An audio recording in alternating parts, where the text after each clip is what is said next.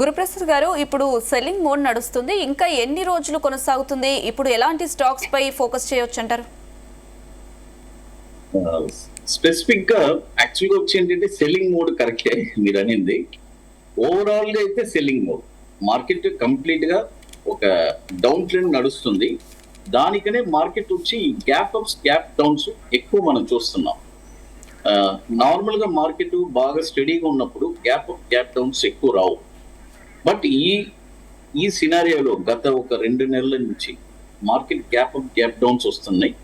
కాబట్టి ఈ down trend అంటే ఇప్పుడు ప్రస్తుతానికి వచ్చి మార్కెట్ కొద్దిగా పాజిటివ్ లోనే ఉంది. అంటే బాటమ్ తీసుకొని నేను ఆల్రెడీ చాలా స్పష్టంగా క్లియర్ గా చెప్తూనే ఉంటున్నాను, జూన్ 10 తర్వాత మార్కెట్ వచ్చి కంప్లీట్ గా ఒక సెల్లింగ్ మోడ్ లో వెళ్ళడానికి అవకాశం ఉంది. ఎందుకంటే అక్కడి నుంచి మనం ప్రాఫిట్ బుకింగ్ కూడా చూడడానికి అవకాశం ఉంది. బట్ వెళ్ళే స్టాక్స్ వెళ్తూనే ఉన్నాయి.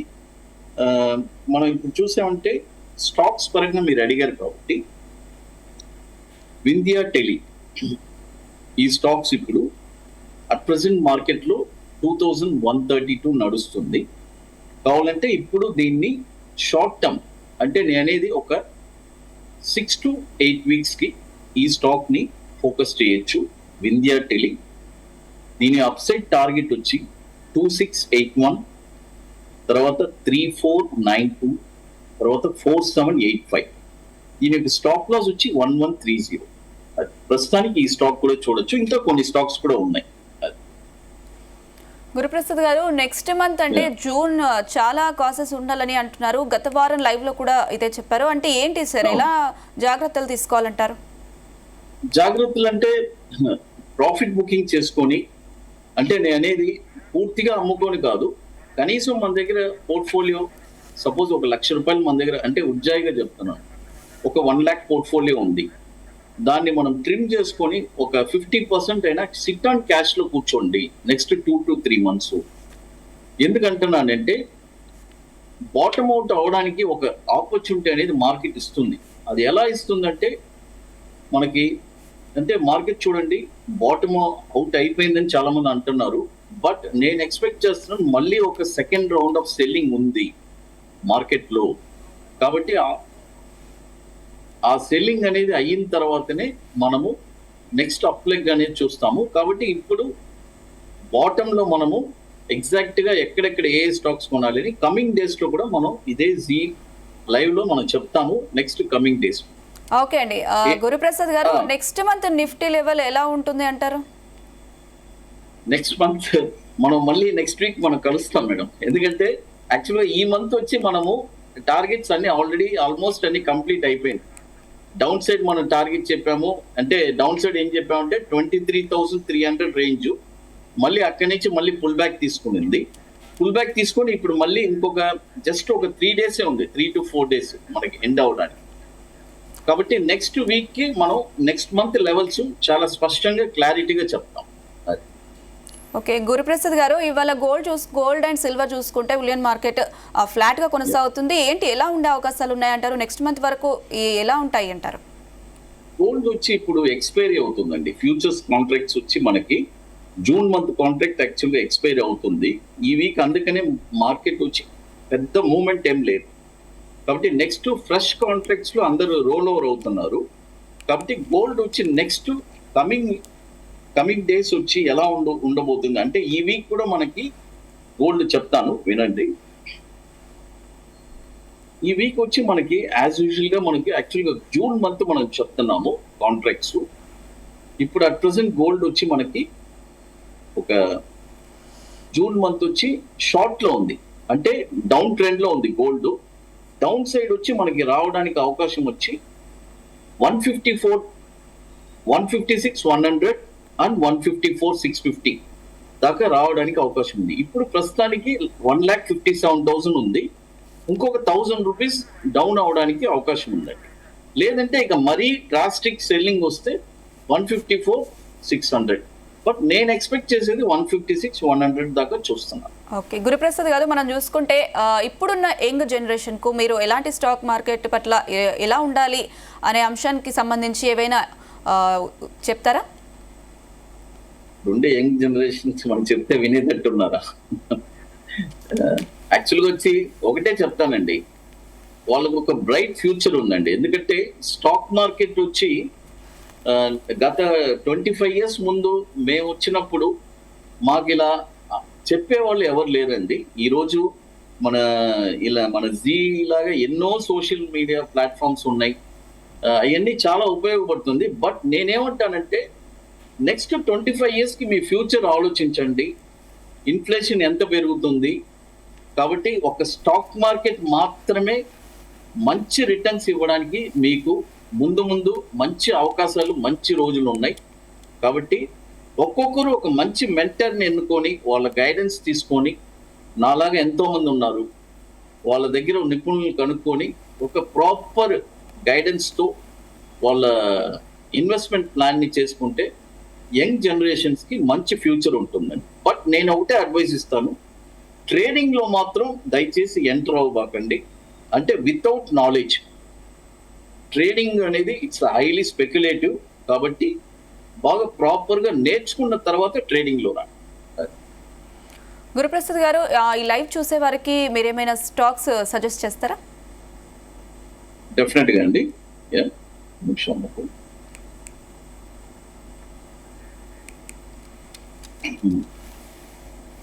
కావాలంటే మనము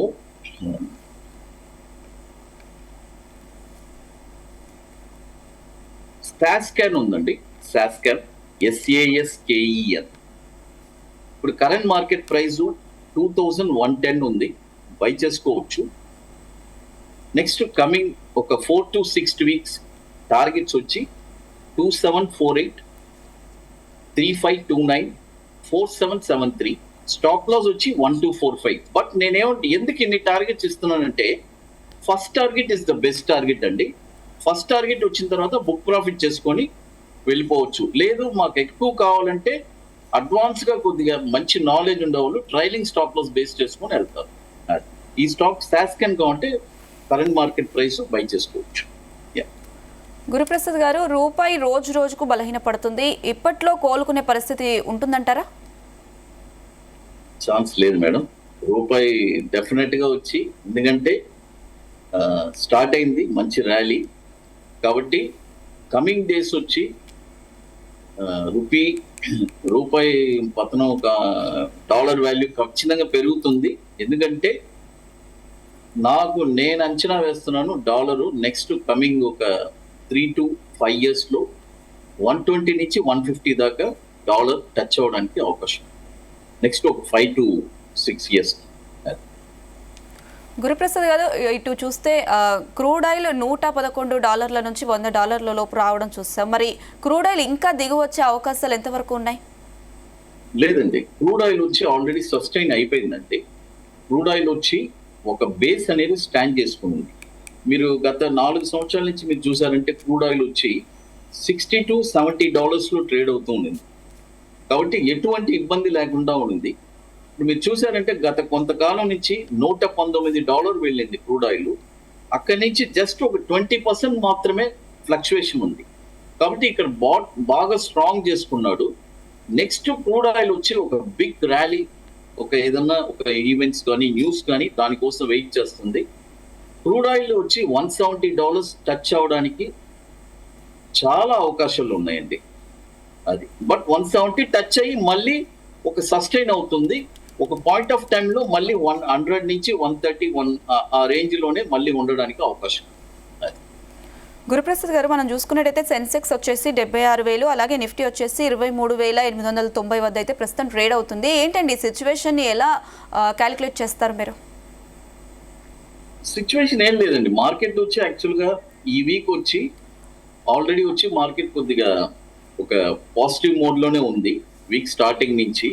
కాబట్టి అదే చెప్పాను, 23,850 పైన ఉన్నంత వరకు మార్కెట్ వచ్చి బయింగే ఈ వీక్. నెక్స్ట్ కమింగ్ డేస్ అయినా సరే వన్స్ ఆ 23,800 అనేది బ్రేక్ అయితేనే ఒక ఏదైనా మళ్ళీ ఒక సెల్లింగ్ అనేది రావడానికి అవకాశం ఉంది.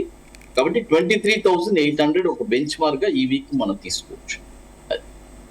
గురుప్రసాద్ గారు, అటు మిడ్ స్మాల్ క్యాప్ సెక్టర్లు లాస్ట్ 2 years నుంచి అయితే నష్టాల్లోనే ఉన్నాయి. ఇప్పుడున్న పరిస్థితిలో వారు పోర్ట్ఫోలియో లాభాల్లోకి రావాలంటే ఏం చేయాలంటారు? లాభాల్లోకి ఉంటే చాలా ఓర్పు సహనాన్ని పాటించాలి. ఇన్ని రోజులు ఎలా పాటించారో అనదర్ 1 or 2 years మీరు కామ్గా మీ పోర్ట్ఫోలియోని వీలైతే ఇంకా ఎక్కడన్నా మంచి లెవెల్స్లో, అంటే పొద్దాగా ఎక్కడ పడితే అక్కడ కొనకుండా మనలాంటి నిపుణులు ఎంతో మంది ఉన్నారు, కనుక్కొని ఎగ్జాక్ట్గా ఏ లెవెల్లో మళ్ళీ పిక్ చేయొచ్చు, లేదు పిక్ చేయలేని వస్తుంది నాకు లేదు సార్, అంత నాకు కెపాసిటీ లేదంటే హోల్డ్ చేయండి. నెక్స్ట్ కమింగ్ 3 to 4 yearsలో మళ్ళీ మంచి రోజులు వస్తాయి. స్టాక్ మార్కెట్ మళ్ళీ డెఫినెట్గా మార్కెట్ మళ్ళీ పీక్స్లోకి వెళ్తుంది. అది మనం చూసుకుంటే గురుప్రసాద్ గారు, లార్జ్ క్యాప్స్ సెక్టర్లో అంత లాభాలు లేకపోయినా మరి లార్జ్ క్యాప్ సెక్టర్ను ఫోకస్ చేయొచ్చు అంటారా? ఇలాంటి స్టాక్స్ మీద ఫోకస్ చేయొచ్చు అంటారా? డైవర్సిఫికేషన్ చేయాలండి. ఇక్కడ చాలా ఇంపార్టెంట్ ఏంటంటే లార్జ్ క్యాప్ని నమ్ముకోకూడదు, మిడ్ క్యాప్ని నమ్ముకోకూడదు. రెండు సమపాలంగా ఉండాలి. సపోజ్ లార్జ్ క్యాప్లో ఒక 50% మనం తీసుకుంటే బ్యాలెన్స్ వచ్చి స్మాల్ క్యాప్, మిడ్ క్యాప్ వాటిలో ఒక 50% ఉండాలి. ఎందుకంటే సమ్ టైమ్స్ నిఫ్టీ మీకు చూసారంటే ఒక 3000 పాయింట్స్ కూడా ర్యాలీ వెళ్తుంది. అప్పుడు లార్జ్ క్యాప్ స్టాక్స్ అన్నీ మనకి ప్రాఫిట్లోకి వస్తుంది. మిడ్ క్యాప్ అప్పుడు ఏమవుతుందంటే మిడ్ క్యాప్ స్టాక్స్ అన్నీ కూడా ఏం పెద్దగా ర్యాలీ వెళ్ళదు. కాబట్టి డైవర్సిఫికేషన్లో మనకి బ్యాలెన్స్డ్గా ప్రాఫిట్స్ అనేది మనకు వస్తుంది. గురుప్రసాద్ గారు, మనం చూసుకున్నట్టయితే అటు షార్ట్ టర్మ్ ఇన్వెస్టర్స్కి అలాగే లాంగ్ టర్మ్ ఇన్వెస్టర్స్కి సంబంధించి మీరు ఎలాంటి సలహాలు సూచనలు చేస్తారు? షార్ట్ టర్మ్ వచ్చి చూడండి, షార్ట్ టర్మ్ ట్రేడింగ్ చేసుకోండి, తప్పులేదు. ఒక 5% 10% ప్రాఫిట్ వచ్చిందంటే షార్ట్ టర్మ్ ట్రేడింగ్లో ఎగ్జిట్ అయిపోండి. లాంగ్ టర్మ్ వాళ్ళు మాత్రం ఇప్పుడు అట్ ప్రెసెంట్ వచ్చి నెక్స్ట్ కమింగ్ మార్కెట్ వచ్చి అంటే ఆల్రెడీ ఉండే స్టాక్స్ని అమ్మబాకండి. ఫస్ట్ పాయింట్ ఇది నేను లాంగ్ టర్మ్ వాళ్ళకి ఇచ్చే అడ్వైసు. ఉండే స్టాక్ని అమ్ముకోకుండా మీరు దాన్ని హోల్డ్ చేసుకోండి. మార్కెట్ డౌన్ అయినా కూడా దాని గురించి ఆలోచించవద్దు, మళ్ళీ పైకి వచ్చేస్తుంది. సపోజ్ లాంగ్ టర్మ్ వాళ్ళు లేదు సార్ నా దగ్గర ఇంకా క్యాపిటల్స్, నా దగ్గర సర్ప్లస్ క్యాపిటల్ ఉంది అని అనుకుంటే ఒక్కొక్క లెవెల్స్ ఉన్నాయి, పర్టికులర్గా ఆ లెవెల్స్లోనే బై చేయండి. ఎందుకంటే ఆ లెవెల్స్లో బై చేస్తేనే మీకు మంచి లాభాలు రావడానికి అవకాశం ఉంది. ఏదో షేర్ మార్కెట్ ఈరోజు 10 తగ్గింది ఇమీడియట్గా కొనుక్కోవాలని కాదు, ఆ షేర్ అనేది ఆ ప్రైస్కి రావాలి. ఇందాక ఒకరు అడిగారు, కెయిన్స్ అడిగారు, నేను చెప్పాను క్లియర్గా ఇప్పుడు మార్కెట్ 3200 నడుస్తుంది, నేను 2350లోనే ఎందుకు కొనమని చెప్పాను. మార్కెట్ అక్కడికి రావడానికి అవకాశం ఉంది. ఆ ఓర్పు సహనం ఉండాలి. అది లాంగ్ టర్మ్ వాళ్ళు. షార్ట్ టర్మ్ వాళ్ళు ఆల్రెడీ మనం చెప్పాము, వాళ్ళకే ఎక్కువ నష్టపోయేది షార్ట్ టర్మ్ వాళ్ళే అండి. ఎందుకంటున్నానంటే వాళ్ళు కూడా నష్టపోకుండా ఉండడానికి ఒక ఐడియా ఉంది. ఎలాగంటే మీరు మార్కెట్లో ఎంటర్ అయ్యేటప్పుడు 5% స్టాప్ లాసా 10% స్టాప్ లాసా మీరు నిర్ణయించుకొని వెళ్ళండి. చాలా మంది ఏం చేస్తారు, లోపలికి వెళ్ళిన తర్వాత వాళ్ళ స్టాప్ లాస్ మర్చిపోతారు. 5% 10% దిగిన తర్వాత ఇంక 10% దిగిపోయింది నేను అమ్ముకోను అని అంటారు. మళ్ళీ అక్కడి నుంచి ఆ స్టాక్ 40% దిగుతుంది. కాబట్టి మీరు షార్ట్ టర్మ్ ట్రేడింగ్ చేసే వాళ్ళు మాత్రం రిస్క్ మీరు ఆలోచించుకొని వెళ్ళండి. ఓకే గురుప్రసాద్ గారు, ముఖ్యంగా బ్యాంకింగ్ సెక్టర్ నష్టాల్లోనే కొనసాగుతుంది. ఇప్పుడు మంచి స్టాక్స్ మనము కొనేందుకు సిద్ధంగా ఉన్నాయి, అలాంటి స్టాక్స్ కొనొచ్చు అంటారా? బ్యాంకింగ్ అంటే ఫ్రంట్ లైన్ స్టాక్స్ మనకి హెచ్డిఎఫ్సి ఇవన్నీ కొద్దిగా డౌన్ ట్రెండ్ లో ఉన్నాయండి. అదే చెప్తున్నాను కదా, కొద్దిగా కాషియస్ గా కొద్దిగా 1 or 2 months కొద్దిగా వెయిట్ చేయండి. ఎందుకంటే మనకు ఒక ఆపర్చునిటీ వస్తుంది, మార్కెటే ఇవ్వబోతుంది. ఆపర్చునిటీ మనం యూటిలైజ్ చేసుకోవాలి. కాబట్టి నెక్స్ట్ కమింగ్ డేస్ లో కూడా మనం మంచి లెవెల్స్ కూడా మనం అందిపోతున్నాము. బ్యాంకింగ్ స్టాక్స్ కానీ ఏ స్టాక్స్ అయినా సరే డెఫినెట్ గా వచ్చి మన జీ తెలుగు ప్రేక్షకులకి చాలా ఉపయోగంగానే మంచి స్టాక్స్ మనం కమింగ్ డేస్ లో మంచి లెవెల్స్ మనం ఇవ్వడానికి సిద్ధంగా ఉన్నాం. గురుప్రసాద్ గారు, అటు ఆసియా మార్కెట్లో చిప్ కంపెనీలు జోరుగా కొనసాగిస్తున్నాయి, వాటిని ఫోకస్ చేయొచ్చు అంటారా? చిప్ కంపెనీలు చిప్స్ డెఫినెట్. చూడండి మొన్న కూడా ఎన్విడియా ఎనార్మస్ రిజల్ట్స్ ఇచ్చింది. కాబట్టి నెక్స్ట్ ఫ్యూచర్ మార్కెట్ అన్ని ఏఐ కాబట్టి మనం డెఫినెట్గా వచ్చి ఐటీలో కూడా ప్రస్తుతానికి వచ్చి ఏంటంటే ఐటీ వచ్చి రోల్ ఓవర్ జరుగుతుంది. అన్ని కంపెనీలు వచ్చి వాళ్ళు టెక్నాలజీ చేంజ్ చేస్తున్నారు, ఏఐకి మారుతున్నారు. ప్రతి ఒక్కరు ఏఐలో కొన్ని లక్షల కోట్లు ఇన్వెస్ట్ చేస్తున్నారు, అది డెవలప్ చేయాలి. కాబట్టి డెఫినెట్గా ఫ్యూచర్లో ఐటీకి కూడా మంచి ఉంది, చిప్స్ కంపెనీస్ కూడా డెఫినెట్గా మంచి ఫ్యూచర్ ఉంది. గురుప్రసాద్ గారు, అటు ఇరాన్ పై అమెరికా ఒప్పందం ఇంకా కుదరలేదు. ఓవైపు క్రూడ్ ఆయిల్ ధర $100 వద్ద ట్రేడ్ అవుతుంది. ఇప్పుడున్న పరిస్థితిలో ఇన్వెస్ట్ చేయాలనుకునే వారు ఎలాంటి జాగ్రత్తలు పాటించాలి? డెఫినెట్గా అండి, ఎందుకంటే ఇప్పుడు ఇరాన్ యుద్ధం వచ్చి ఒక కొలిక్కి రావట్లేదు. ఎందుకంటే ఒక రోజు ఉన్న మాట ఒక రోజు ఉండట్లేదు. న్యూసెస్ అన్ని వస్తున్నాయి కానీ ఏది కరెక్ట్ అయిన న్యూస్ అనేది మనకి ఇప్పట్లో అది చాలా ఇబ్బందిగా ఉంది. అందుకనే let's wait and watch another 1 month. ఏం పెద్దగా ఏం లేదు, టైం జస్ట్ అనదర్ ఇంకొక June 10, June 15 అంతా మనకు ఒక మంచి మార్కెట్ ఒక డైరెక్షన్ అనేది మనకి కనబడుతుంది. డెఫినెట్గా ఏదో ఒక న్యూస్ అనేది చూడండి. సపోజ్ పాజిటివ్ న్యూస్ అయితే అట్నే పైకి వెళ్ళినా కూడా ప్రాబ్లం లేదు, ఆల్రెడీ మనకి ఉన్నాం కాబట్టి. బట్ మనం ఒకటే ఆలోచించాలి ఇక్కడ, ఎప్పుడు స్టాక్స్ ని మనం లోలో కొంటేనే మనం ఐలో అమ్మగలము, ఐలో కూడా కొనొచ్చు. బట్ దానికి ప్రాపర్ గా ఎక్కడ కొనాలి అనేది ఇంపార్టెంట్. అది మేమైతే పర్ఫెక్ట్ గా ఏ ఐలో కొనాలని మనం తెలుసుకుంటాం. చాలా మంది ఏం చేస్తారంటే ఐలో ఎక్కువ కొనేస్తారు, బట్ అక్కడ ఏముంది ఆ పాయింట్ లో కొనొచ్చా అనేది ఇక్కడ ఇంపార్టెంట్. అందుకనే మనం కొద్దిగా కాషియస్ గా ఉండండి. ఈ యుద్ధాలు ఈ న్యూస్లు అన్ని కూడా మనకి డెఫినెట్ గా ఫ్యూచర్ లో ఒక మంచి న్యూస్ అనేది మనకి పాజిటివ్ కానీ నెగటివ్ కానీ దాన్ని మార్కెట్ లో మనం ఎలా ఒక ట్రెండ్ గా దాన్ని మలుచుకోవాలా అనేది ఆలోచించాలి. ఓకే గురుప్రసాద్ గారు, ప్రస్తుతం మార్కెట్లో ఏ సెక్టార్లో పెట్టుబడులు మంచి అవకాశాలు కనిపిస్తున్నాయి, ఏ సెక్టార్లో మంచి పెట్టుబడులకు అవకాశాలు కనిపిస్తున్నాయి? చూడండి, ఈ మార్కెట్ లో ఇదే ప్రాబ్లం అండి. ఒక సెక్టార్ అనేది ఇప్పుడు అట్ ప్రెసెంట్, ఎందుకంటే ఇప్పుడు అన్ని సెక్టార్స్ మాక్సిమం వచ్చి ఇప్పుడు రీసెంట్ గా బాటమ్ అవుట్ అయిన తర్వాత కొన్ని సెక్టార్స్ అన్ని పైకి వెళ్ళింది. కాబట్టి ప్రస్తుతానికి ఇప్పుడు సెక్టార్ వైజ్ గా అన్ని సెక్టార్స్ మంచి సెక్టార్సే. బాటమ్ అవుట్ అయ్యే సెక్టార్స్ ని మనం పిక్ చేసుకోవాలి. అదేలాగా హైలో వెళ్ళే సెక్టార్స్ ని పర్ఫెక్ట్ గా చూసి షార్ట్ టర్మ్ లో ఎలా ప్రాఫిట్ చేయాలి అనేది దాన్ని చూడాలి. కానీ సెక్టార్ వైజ్ గా నేను ఎప్పుడు ఎందుకంటే ఒక సెక్టార్ ని మనం నమ్ముకోకూడదు, అది కూడా నేను డైవర్సిఫికేషనే చెప్తాను. ఇప్పుడు 4 సెక్టార్స్ లో మనం డిఫెన్స్ సెక్టార్ ఉంది, ఫార్మా సెక్టార్ ఉంది. ఒకసారి డిఫెన్స్ సెక్టర్ మార్కెట్ అన్ని స్టాక్స్ అన్ని తగ్గుంటది, ఫార్మా స్టాక్స్ అన్ని పైకి వెళ్ళి ఉంటుంది. చాలా మంది చేసే తప్పులు ఏంటంటే పర్టికులర్ గా ఒక సెక్టార్ లోనే ఉంటారు, అలా ఉండకూడదు. మనం కూడా సెక్టార్స్ కూడా మెటల్స్ కొద్దిగా కాన్సన్ట్రేట్ చేయాలి, బ్యాంకింగ్ చేయాలి, హోటల్స్ చేయాలి, ఎఫ్ఎంసీజీ ఇలాంటి ఎన్నో ఉన్నాయి. కాబట్టి సెక్టార్స్ లో కూడా డైవర్సిఫికేషన్ చేయండి అని చెప్తాను. గురుప్రసాద్ గారు, గోల్డ్ సిల్వర్ ఇన్వెస్ట్ చేసిన వాళ్ళు ఎలాంటి జాగ్రత్తలు తీసుకుంటే మంచిదంటారు? మరి కొత్తగా ఇన్వెస్ట్ చేయాలనుకునే వారికి మీరు ఎలాంటి సలహాలు సూచనలు ఇస్తారు? కొత్తగా అంటే ఖచ్చితంగా మ్యారేజెస్ కి వాటికి కంపల్సరీ మనము కొనే అవ్వాలి. ఎంత కావాలో ఎంత అవసరమో అది మనం తీసుకోవాలి. కాబట్టి మార్కెట్ వచ్చి గోల్డ్ వచ్చి ఇప్పుడు సస్టైన్ అయిపోయిందండి, ఒక రేంజ్ అనేది సస్టైన్ అయి ఉంది.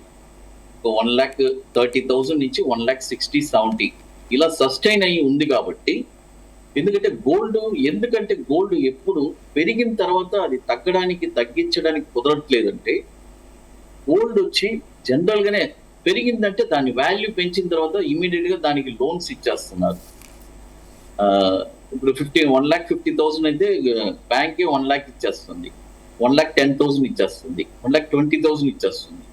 కాబట్టి గోల్డ్ ఎప్పటికప్పుడు పెరిగిన తర్వాత మాక్సిమం 20%, 30% పైన దిగట్లేదు. మీరు రెగ్యులర్ గా గత కొన్ని సంవత్సరాల నుంచి చూసారంటే కూడా. అందుకనే గోల్డ్ వచ్చి మనకి ఎంత అవసరమో అంతవరకే కొనుక్కోండి. ఇప్పుడు ఇమీడియట్ గా పెరిగిపోద్దని కూడా మనం అలా అనుకోకూడదు. అది కూడా డైవర్సిఫికేషన్ చేయండి. స్టాక్ మార్కెట్ లో గోల్డ్ కూడా ఒక డైవర్సిఫికేషన్. ₹1,00,000 మీ దగ్గర పెట్టుబడి ఉంది, స్టాక్స్ లో 25,000 అంటే నేను ఉజ్జాయిగా చెప్పాను. స్టాక్స్ లో 25,000, మ్యూచువల్ ఫండ్స్ లో కొద్దిగా పెట్టుకోండి, గోల్డ్ లో కొద్దిగా పెట్టుకోండి, సిల్వర్ లో కొద్దిగా, అన్ని ఏది ఫుల్ ఫ్లెడ్జ్ గా 100% ప్రతి దాంట్లో పెట్టకూడదు.